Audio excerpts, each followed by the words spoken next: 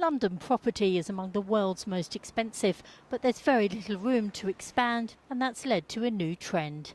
Digging down is on the up. Wealthy homeowners in particular are installing underground extensions to add space and value.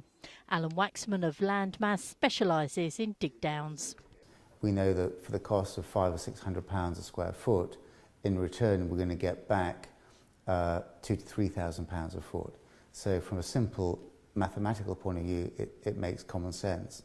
Also, because the cost of moving is making people think twice who already have a house of, why flush 10% of the money down the toilet when I can actually, for that money, increase the value of my own property.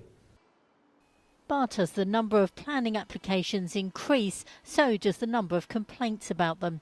Even a relatively small excavation can produce around 200 lorry loads of earth and take up to a year to complete.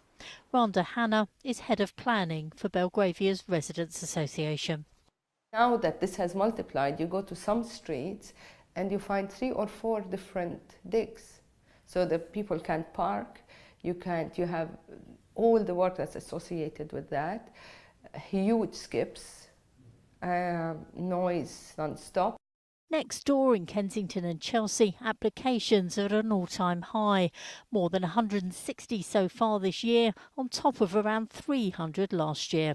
12 years ago, it was just 46. One of them is from Russian billionaire Roman Abramovich, who wants to spend £10 million on a 2-storey basement. Formula One heiress Tamara Eccleston is building another, complete with a spa for her dogs. And one man has even applied to build under the road outside his house.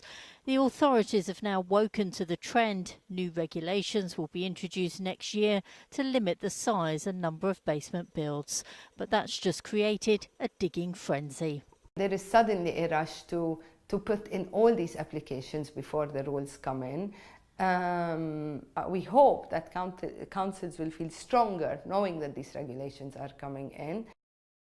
None of this addresses the environmental concerns some have about digging out London's foundations, but with some properties in the city selling for more than a small island, many are focusing on the returns rather than any risk.